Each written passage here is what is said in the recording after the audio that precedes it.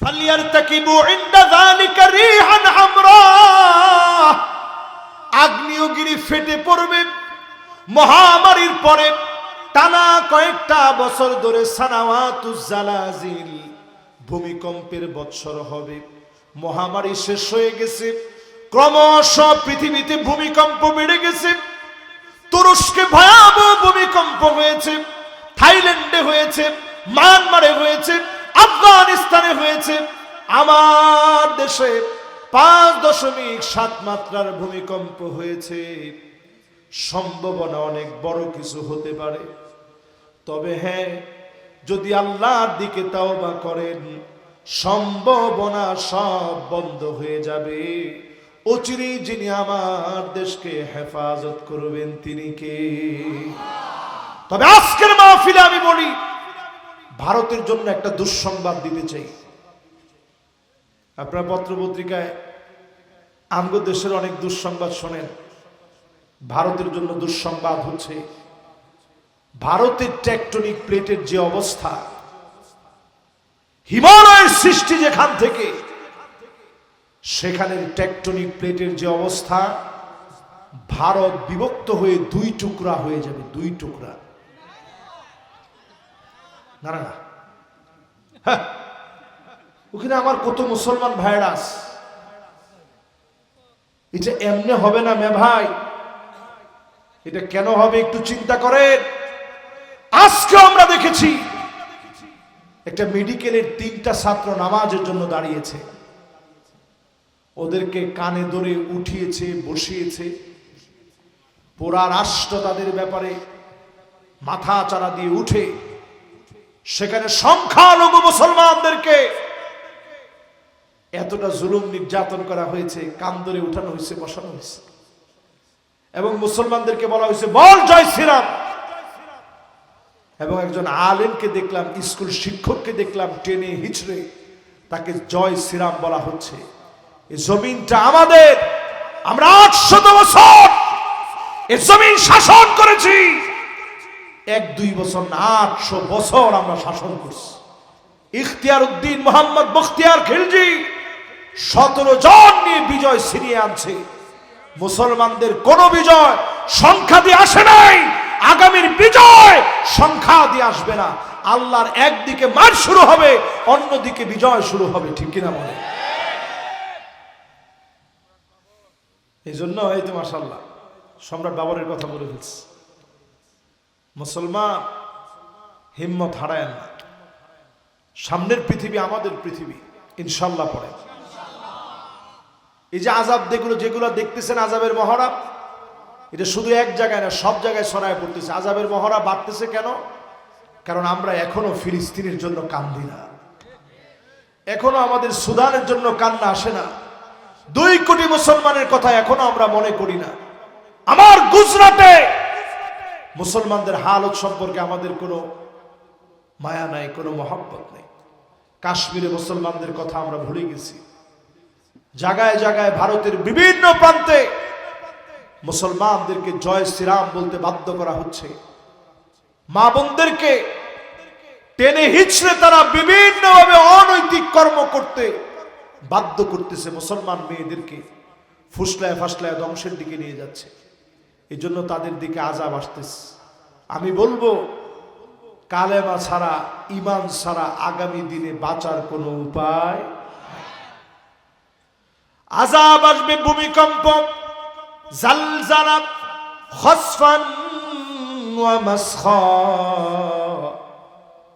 ভূমিধস হয়ে যাবে। পৃথিবীর বেলগুলা থেকে, মহাকাশ থেকে, বিভিন্ন বেল থেকে পাথর বিচ্ছুরিত হবে। আল্লাহু আকবার। একটা দেশ শেষ হয়ে যাবে বিয়াস, একটা পাথর এসে পড়লে। এরকম পাথর পৃথিবীর দিকে ধেয়ে আসবে। এটা পৃথিবীতে প্রায় সময় আসে। আল্লাহ একটা উল্কি পিণ্ড বানায়, এটাকে দুর্বল করায় শেষ করে দেয়। জোরে করে আল্লাহু আকবার।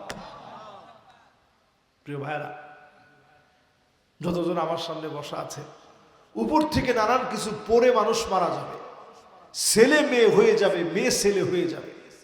হচ্ছে নি? আরে কথা কয় না, হচ্ছে।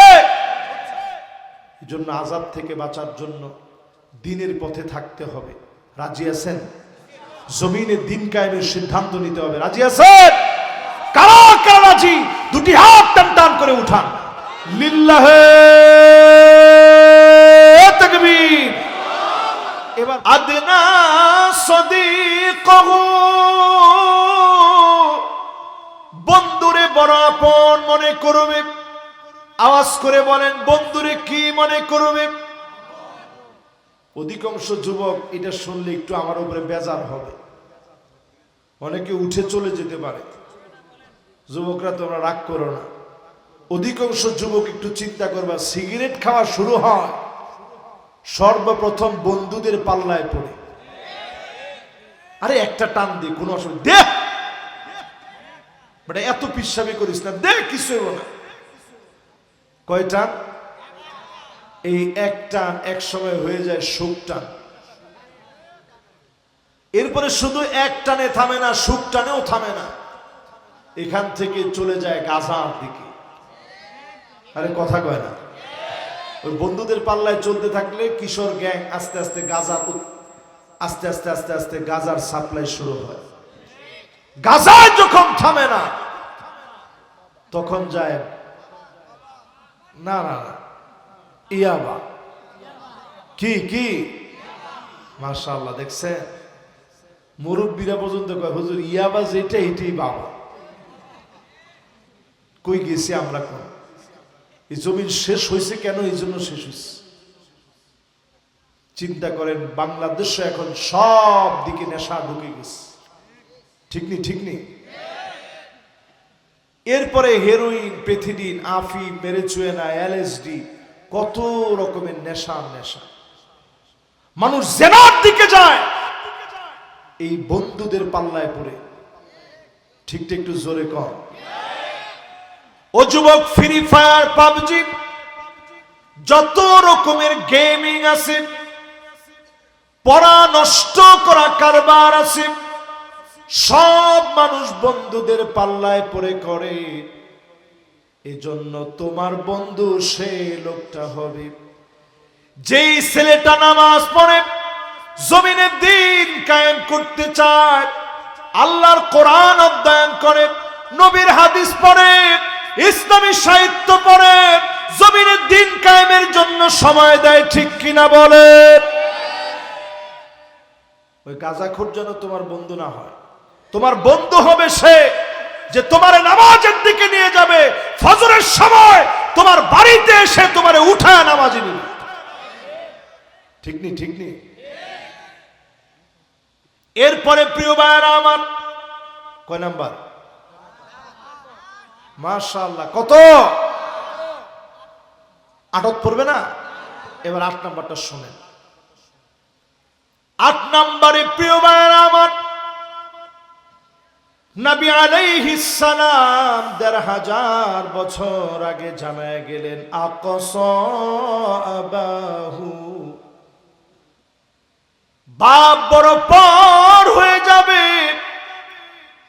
বাপের সন্তান বড় পর মনে করবে। এখনকার সন্তানরা দেখবে বাপের ধমক মেরে কথা বলে। ঠিক ঠিক একটু কম, ঠিক? আহারে, বাপরে ধমক দিয়ে কথা বলে। বাপ জিজ্ঞাসা করে, কিরে বাজার কি করস? কারে তুমি বুঝবা নাকি সব? তুমি সব বুঝো?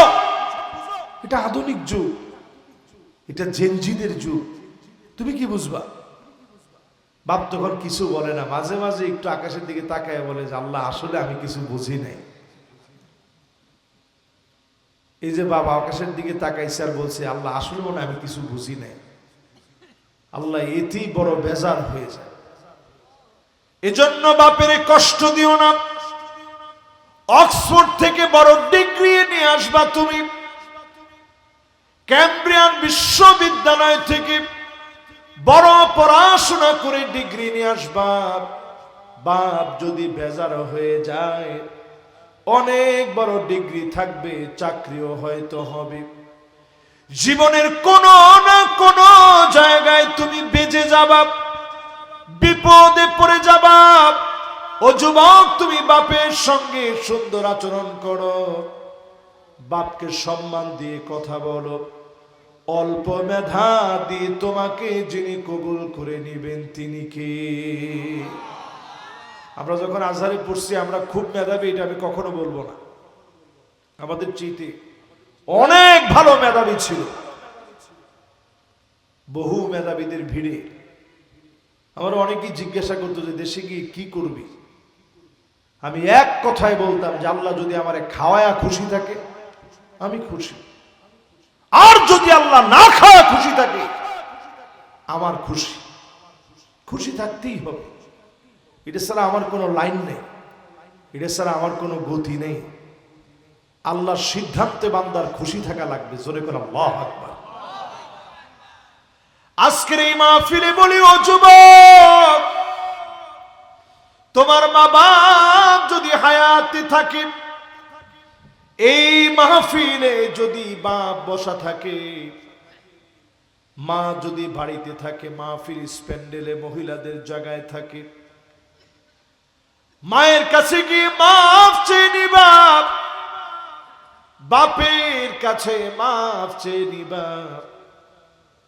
তুমি তাকায় লক্ষ্য করে দেখবা বাবার চোখটা ছলছলে হয়ে গেছে, মায়ের চোখ দিয়া গড়ায় গড়ায় পানি পড়বে। তোমার মেধা নয়, মালিক মেধা দিবে। ব্যবসা ভালো হয় না, আল্লাহ ব্যবসা দিয়ে দিবে। সন্তান হয় না, সন্তান হবে। জীবনের অনেক জটিলতা আছে, সব জটিলতা আল্লাহ দূর করে দিবে। মা বাপ দোয়া করলে যিনি ফিরা দেন না তিনি কে? মা বাপ সন্তানের কাছে কিছু চায় না। এই যে আমরা এদূর বড় হয়েছি, গত সপ্তাহে আমার আব্বার পায়ে ব্যথা। গত সপ্তাহে যতবার বাসায় গেছি আমি ফজরের নামাজ পড়ে আব্বারে দেখতে গেছি। আব্বার পায়ে ব্যথা, হাঁটতে একটু কষ্ট হচ্ছে। আব্বা একজন বড় আলেম, আপনারা দোয়া করবেন আল্লাহ যেন আমার আব্বারে হায়াতে তয়্যিবা দান করে, পড়ে না। তো আমি কয়েকবার গেছি দেখার জন্য, ফজরের নামাজ পড়ে দেখি আব্বা লাঠিটা ভর দিয়ে হাঁটতেছে। এরপরেও আমারে দেখার জন্য চলে আসছে যে আমার ছেলেটারে একটু দেখে আসে। মাহফিলে যাওয়ার আগে আমি দেখি আব্বা ঈশা খাটের মধ্যে শুয়ে আছে, আমারে দেখার জন্য আসছে যে আমার ছেলেটারে একটু দেখে আসে। তো সব সময় আমি এই যে পাঞ্জাবিগুলা পরে বসি, এই পাঞ্জাবি আব্বা ইস্তারির দোকানে নিয়ে যায়। আমি আব্বারে প্রায় সময় বলছি, আব্বা আপনি যে নিয়ে যান আমার কাছে এটা বড় লজ্জা লাগে। মানুষ কি বলবে যে তার বাপ আইসা পাঞ্জাবিটা দিয়ে যায়। তো আব্বা আমারে বলে, বাবারে বাপ যতদিন আসি তোর পাঞ্জাবিটা নিয়ে যাব, এক সময় যখন বাপ থাকবো না তখন তোর মনে পড়বে যে আরে এই পাঞ্জাবি আমার আব্বা ইস্তারির দোকানে নিয়ে যেত। সেই দিন তোর বাপের কথা মনে পড়বে। চিন্তা করেন, প্রত্যেকের বাপ তো এমন, বাজার থেকে ভারী বোঝা বাপ আঙ্গায় আনে, উঁচা করে ভারী বোঝা আনে, সন্তানের হাতে দেয় না। হাতের মধ্যে দাগ পড়ে যাবে, সন্তানটার কষ্ট হবে, বাপ সন্তানের হাতে দেয় না। যে বাপ এত আদর করে, যে বাপ এত মহব্বত করে, যে বাপ সন্তানকে এত মায়া করে, এমন বাপকে যদি আপনি কষ্ট দিয়ে ফেলেন, বুঝবেন আপনার কারণে জমিনে যিনি আযাব দিবেন তিনি কে? কত নাম্বার শেষ? মাশাআল্লাহ, আপনাদের যথেষ্ট সুন্দর মনোযোগ আছে। শেষ পর্যন্ত থাকবে কিনা আমি জানি না। মাশাআল্লাহ, ইয়ং জেনারেশন এখনো যারা আসতেছেন বসেন। মাশাআল্লাহ, লিল্লাহি তাকবীর। আল্লাহ তুমি প্রত্যেকের ভাগ্য পরিবর্তন করে দিও, পড়ে না আমিন। মাশাআল্লাহ, কয় নাম্বার শেষ করলাম ভাই? এবার 9 নাম্বার কারণটা শুনেন। 1500 বছর আগে হাবিব আমার জানা গেলেন, যাহারাতিল আসওয়াতু ফিল মাসাজিদ মসজিদে মসজিদে হট্টগোল লেগে যাবে, আওয়াজ হবে, বাকবিতণ্ডা হবে, ইমামকে ধমক দিবে, সভাপতির পদ পদবি নিয়ে মারামারি কাটাকাটি শুরু হয়ে যাবে। কি মনে হয় হইছে?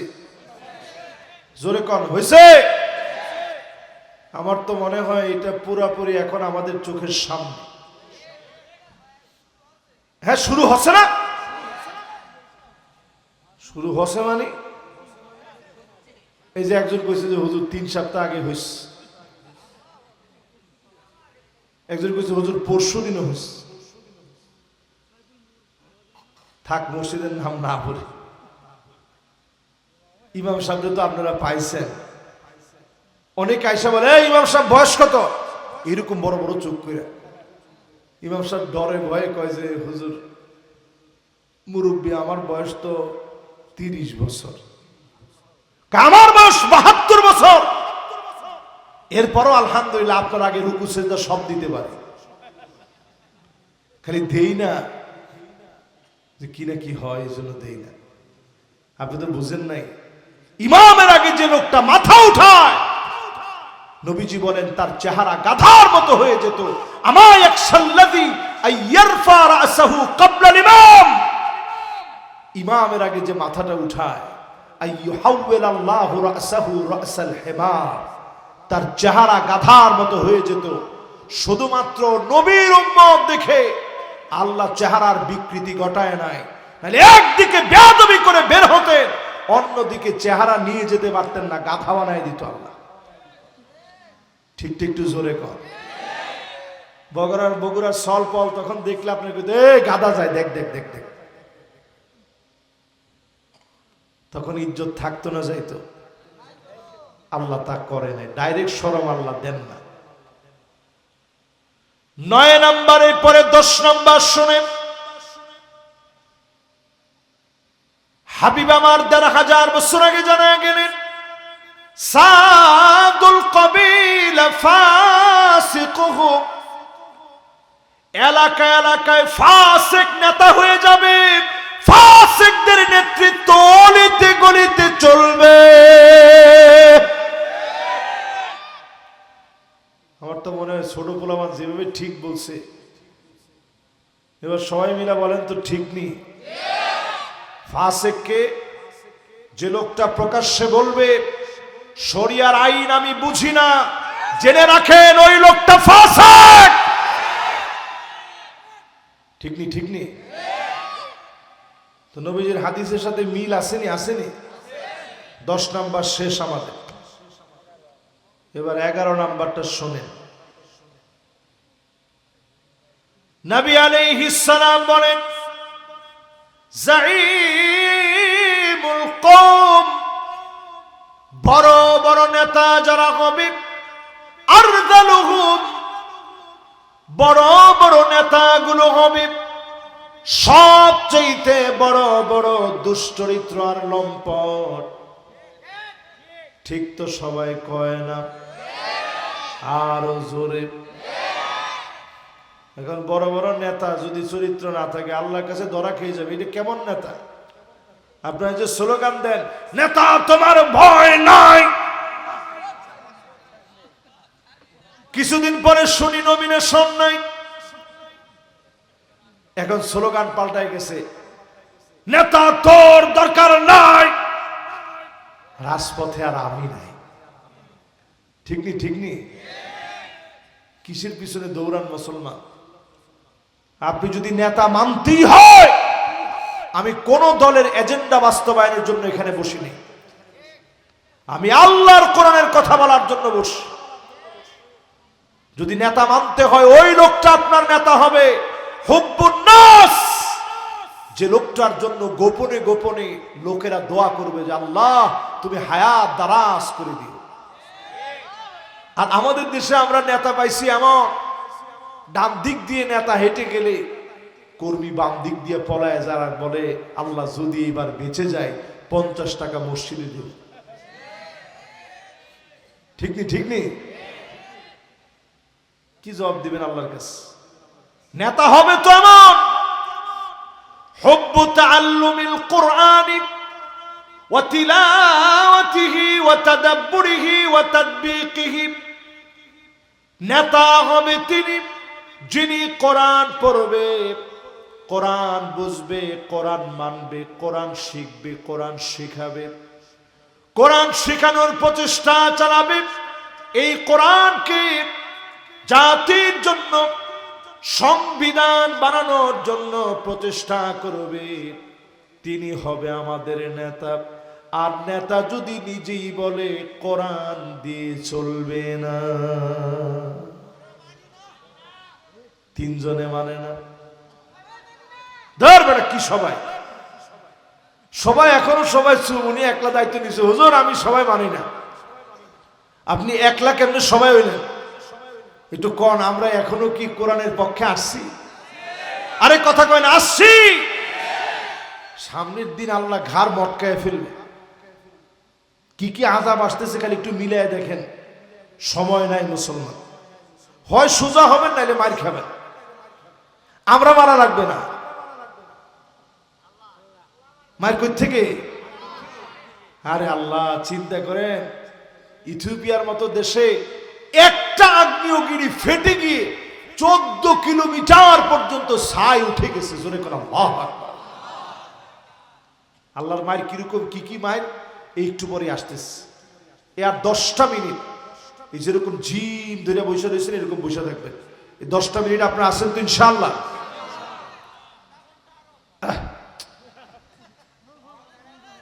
আমি আসিচ্ছি 10 মিনিট, উনি কয় যে যুবকরা কি কন? ঠিক আছে, মাশাআল্লাহ। তাহলে এবার একটু আমার সাথে সাথে কন, আপনার নেতা নিজেই যদি কোরআন পড়তে না পারে, বিসমিল্লাহির রহিম রহমান বা কি নেতা হইল? না না না, এরপরে তো তোমরা অলরাউন্ডার সহ কত কি কইলা। এই হচ্ছে নেতা।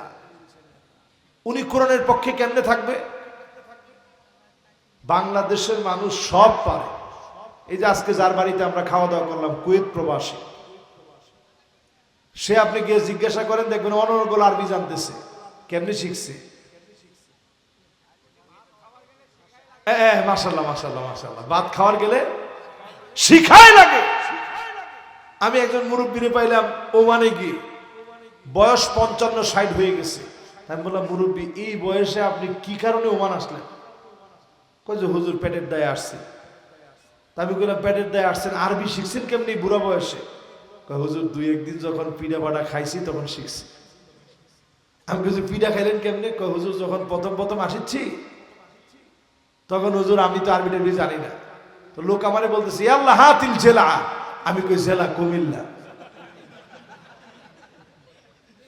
যখন একবার বললাম তখন আবার বলছি আল্লাহ হাতিল জেলা। আমি কইছি কইলাম তো জেলা কুমিল্লা। কইতেই বেড়া আমারে আর দেরি নাই, 3 বার যখন কুমিল্লা কইছি তখনই বাড়ি শুরু করছি। আমি চিন্তা করলাম, কিরে লোকটা আমারে মারতেছে, আমি কি অন্যায় করলাম? আমার জেলা জিগাইছে, আমি কুমিল্লা। এবার গিয়া উনি একজন বাঙালি ভাইরে ডাইকে আনছে, যিনি এখানে অনেক দিন। ভাই আমারে তো উনি মারতেছে। কি কারণ মারেন কেন?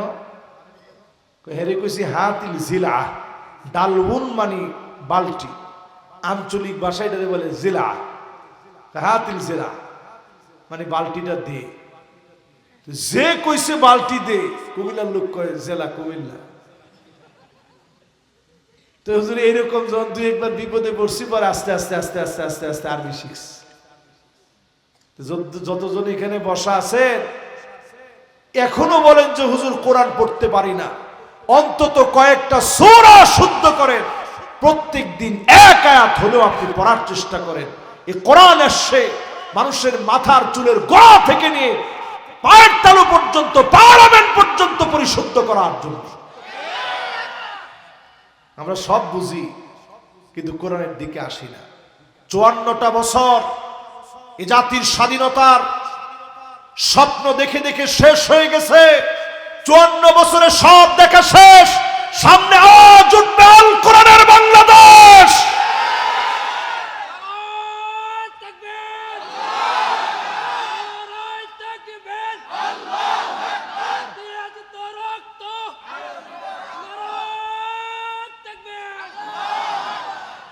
মাশাআল্লাহ, তার স্লোগানের ভিতরে একেবারে রূহ আছে, প্রাণের খোরাক আছে তার এই স্লোগানের ভিতরে। আচ্ছা বলেন তো দেখি, 14 বছরে কি তারা আমাদের এই তাকবীর স্লোগান কেড়ে নিতে পারছে? আমাদের প্রিয় আল্লামার একটা হাসি তারা কেড়ে নিতে পারছে? উনি শেষ দিনও দেখায় দিছে, 13 বছর জেল খাটানোর পরেও মাজলুমের মুখ থেকে তোরা হাসি কেড়ে নিতে পারিস না। তো নেতা চিনবেন কেমনে? কোরআন পড়া লাগবে নেতার। এরপরে নেতা চিনবেন কেমনে? ইত্তিবাউস সুন্নাহ। নেতার চুলের গোড়া থেকে নিয়ে ফানজুরু আম্মান তাখুযুনা দীনাকুম, চুলের গোড়া থেকে নিয়ে পায়ের তালু পর্যন্ত সুন্নত লাগবে। যে নেতার ভিতরে সুন্নত নাই, ওই নেতা সব হতে পারে, আমার নেতা হতে পারে না। যে নেতা মাঝে মাঝে ডক ডক ডক ডক করে গলা ভিজায়, হ্যাঁ মাঝে মাঝে আর কি, মাঝে মাঝে, রেগুলার না, না না রেগুলার না, মাঝে মাঝে খাইলেও কি লোক আপনার নেতা হইতে পারে? একজনে কইছে হুজুর ওইটাই এখন আসল জিনিস হুজুর। তাহলে এবার চিন্তা করেন, নেতার আমরা মাত্র কয়েকটা বললাম, এরপরেরটা শোনেন, আল ইবতিলা। নেতা হবে কে? ওই লোকটা আমার নেতা হবে যেই লোকটা দুনিয়ার জীবনে পরীক্ষা দিয়েছে, বাতিলের কাছে মাথা নত করে নাই। আমরা দেখেছি আমাদের প্রিয় আল্লামা দেলওয়ার হোসেন সাইদি রহমতুল্লাহ আলাইহি, হুজুরকে সবাই বলছিল যে হুজুর আপনি বাহিরে চলে যান, সারা পৃথিবী আপনার জন্য খোলা, কত দেশের আপনার ভিসা নেওয়া আছে, আপনি চলে যান। হুজুর বলছে না, আমি তো চুরি ডাকাতি করি না, মানুষকে দিনের দিকে ডাকছি। আমি যদি চলে যাই তাহলে মানুষ মনে করবে সত্যি তিনি অপরাধ করেছেন। তিনি চলে যান নাই, এ জাতির মধ্যে ছিলেন যাদেরকে ফাঁসি কাস্টে ঝুলানো হয়েছে। তাকায় দেখেন, একজনও তারা মাথা নত করে নাই, দেশ ছেড়ে পালায় যায় নাই। আর এখনকার যারা আছে ওরা সবাই বলছে পালাবো না, পালাবো না। ওরা আছে এখন, তাহলে ওরা জাতির আসলে নেতা হতে পারে নাই, ওরা জাতির নেতা হতে পারে নাই। জাতির নেতা হবে তারা আইওয়াফিকাহু বিআমালিন সালিহিন ক্বাবলা মাউতিহি, মওতের আগে আমার নেতার মুখে কালেমা থাকবে, আমার নেতার মুখটা হাস্যোজ্জ্বল হয়ে যাবে, হাতের ভিতরে হ্যান্ডকাপ থাকবে, গলার ভিতরে ফাঁসির দড়ি থাকবে, চেহারা নূরানি হয়ে যাবে, বুলেট দিয়ে জাজরা করে ফেলবে, চেহারা উজ্জ্বল হয়ে যাবে। শাহাদাতের তামান্না সব সময় লালন করবে। বিছানায় শুয়েও যদি মারা যায়, শহীদি মৌত যিনি দিয়ে দিবেন তিনি কে? মাশাআল্লাহ। আমাদের কয়টা শেষ? মাত্র আর কয়টা? 13, 14, 15, 12, 13, 14, 15, কয়টা? মাশাআল্লাহ, আপনাদের সুন্দর মনোযোগ আছে, এই জন্য আর 5টা মিনিট কষ্ট দিই। কি গণ 1 ঘন্টা?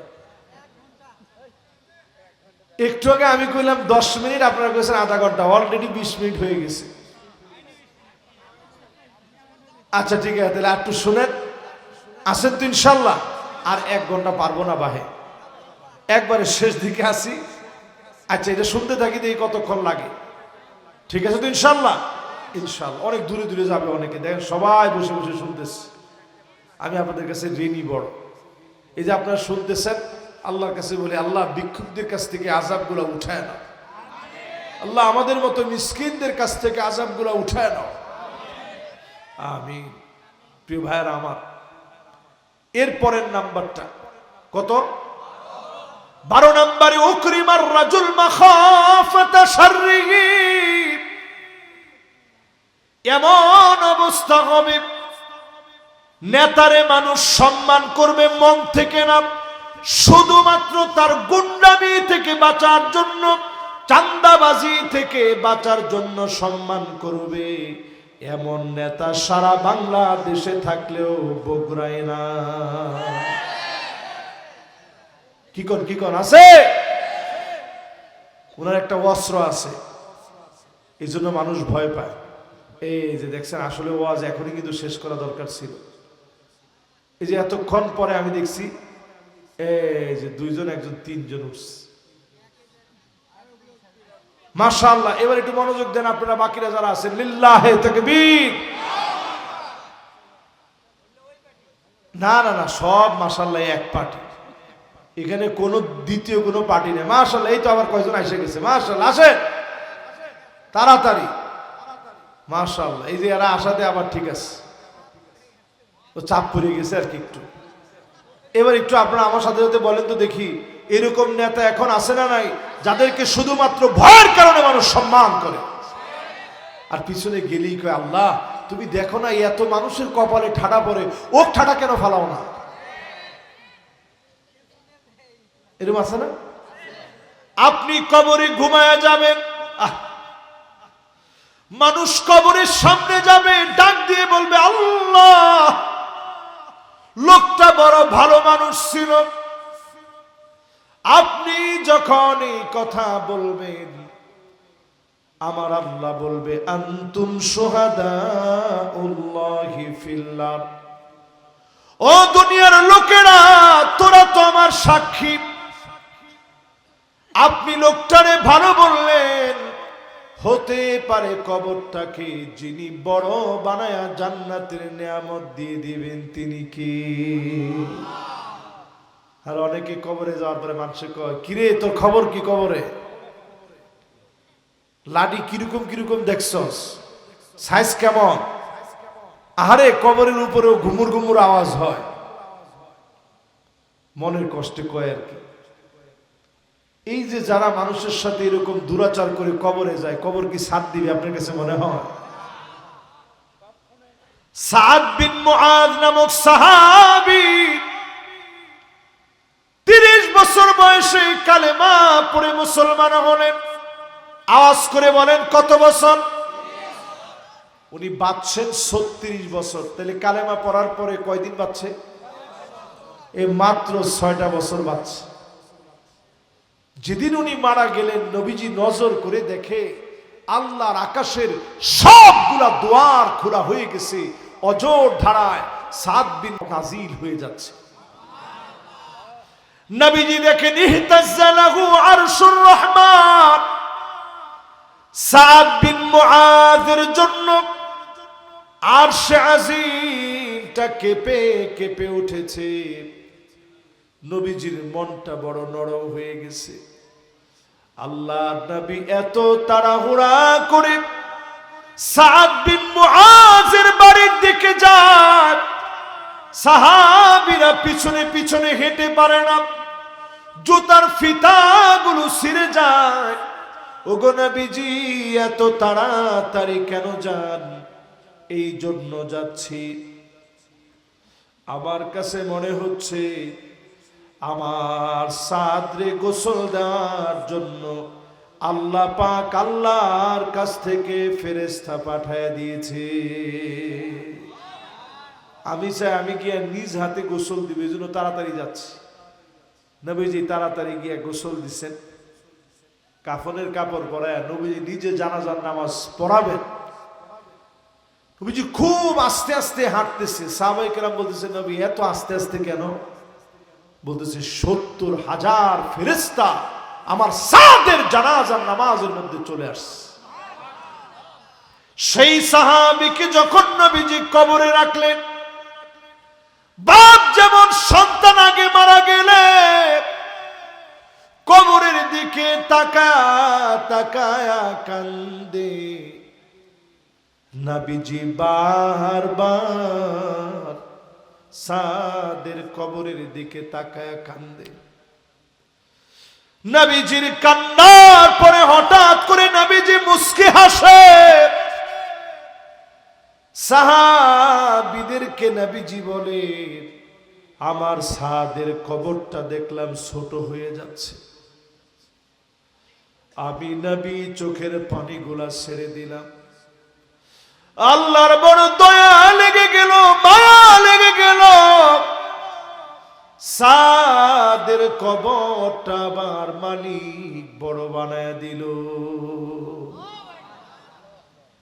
চিন্তা করেন, যে সাহাবীর দাম আল্লাহর কাছে এত বেশি, উনার কবরটা যদি একটু চাপ দিতে চায়, একটু চেপে আসে, আমার আপনার কবরের খবর কি?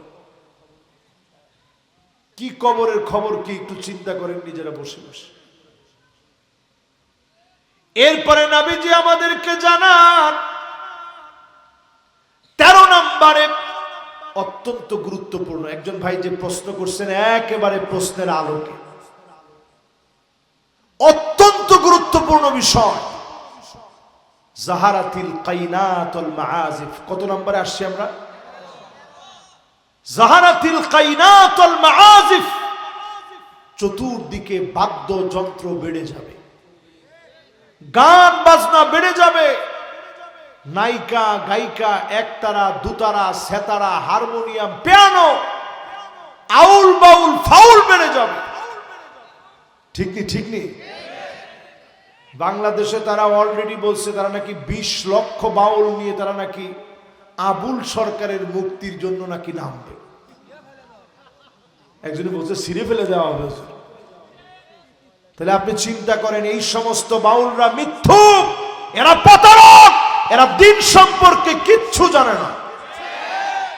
শুধু আবুল সরকার নয়, এই মাহফিল থেকে পরিষ্কার আমরা ঘোষণা দিতে চাই, রাষ্ট্রীয়ভাবে আনোয়ার সহ যারা ইসলামকে নিয়ে কথা বলেছে, অপমান করেছে, ইসলামকে যারা ঠকিয়ে হটায় কথা বলেছে, ইসলামের অবমাননাকর কথা যারা বলেছে, ওই সমস্ত বাউলদেরকে চিহ্নিত করে আইনের আওতায় আনতেই হবে। ঠিক নেই? আমার তো মনে চাই কথা পরিষ্কার ভাবে বলতে। আল্লাহ এবং তার রাসূলের যারা সাথে রাসূল যারা হবে, আল্লাহর নবীকে নিয়ে যারা গালি দিয়ে কথা বলবে, তাদের জন্য মৃত্যুদণ্ড কার্যকর করা দরকার। তারা কত বড় সাহস, চিন্তা করে। আবহমান কাল থেকে নাকি বাংলাদেশিরা চলে আসতেছে। আরে ভাই, আবহমান কালে তো বাংলাদেশে এই মিডিয়াগুলো ছিল না। আপনি একটা এলাকায় আসছেন, হুজুরদেরকে গাইল টেল পেরে গেছেন, এই শরীয়তের মোল্লা কি জানে। ওই যে দেখবেন যে ক্যাম্বাসার যারা বাজারে আগে ওষুধ বিক্রি করতো, তারা বলতো এমবিবিএস এফসিবিএস এর বাপ, আমার এই ওষুধের মধ্যে কোনো চ্যালেঞ্জ করতে পারবে না। তুই এমবিবিএস এফসিবিএস কি জিনিস চিনস? তো 10 টাকার ওষুধ এমবিবিএস এফসিবিএস এর কোন সময় আছে যে সে এটাকে চ্যালেঞ্জ করবে? তো ওই বাউলরা একটা সময় দেখা যেত আবহমান কালে, মাইক ছিল না, কিছু ছিল না, ওই নাচানাচি কিছু একটা শরীর গরম করার জন্য যা যা প্রয়োজন তারা করতো, মানুষ মেনে নিত, তেমন কিছু বলতো না। কিন্তু এখনকার সময়ে এগুলো মিডিয়ার ভিতরে ছড়ায় যাচ্ছে। আল্লাহর ব্যাপারে নাপাক কোনো কথা জবান দিয়ে যদি বের হয়, ওই জবান টেনে ছিঁড়ে ফেলতে হবে। কত বড় মারাত্মক কথা! সে স্পষ্ট বলতেছে আল্লাহর এটা মুখ, নাউজুবিল্লাহ কম। এরপরে শব্দটা আমি উচ্চারণ করতে পারবো না, আমি একজন মুমিন। আল্লাহর এটা মুখ, আর পরে যে শব্দ ব্যবহার করছে স্পষ্ট আল্লাহর জাতে পাকের সাথে সরাসরি জাতে পাককে অস্বীকার করা হয়েছে। এই দুঃসাহস, এটার বিচার বাংলার জমিনে আবুল সরকারের দিয়ে শুরু হবে। এত সোজা মনে করো না। বাংলাদেশের কিছু বুদ্ধিজীবী আছে, কি মাঝহার জানি নাম, কি মাঝহার? ফরহাদ মাযহাব। আমি তার নামটাও মুখস্থ করতে চাই না, কারণ এতটুকু মেমোরি লস করলে লস হবে। এই লোকগুলোর কোনো দিন ধর্ম নাই। সে মাশাআল্লাহ লালনের মতো একটা স্টাইল ধরছে। এরা দেখবেন বাউলদের পক্ষে বাংলাদেশের সব নাস্তিক, সব বামপাড়া বাউলদের ক্ষেত্রে দেখবেন খুব বেশি দরদ আর ভালোবাসা।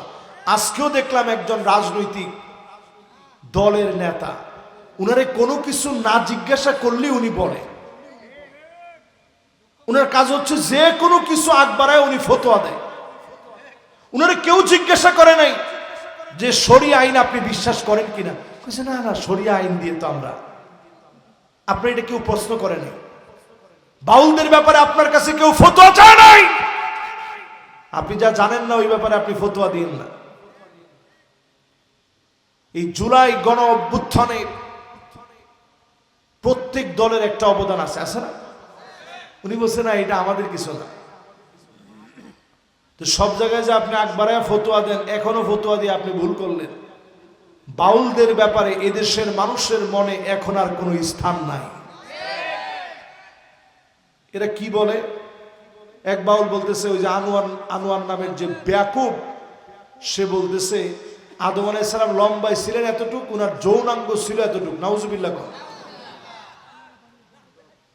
নামাজ নিয়ে সে বলছে ঈসা রুহুল্লাহ আনছে অমুক নামাজ, ইব্রাহিম খলিলুল্লাহ আনছে অমুক নামাজ।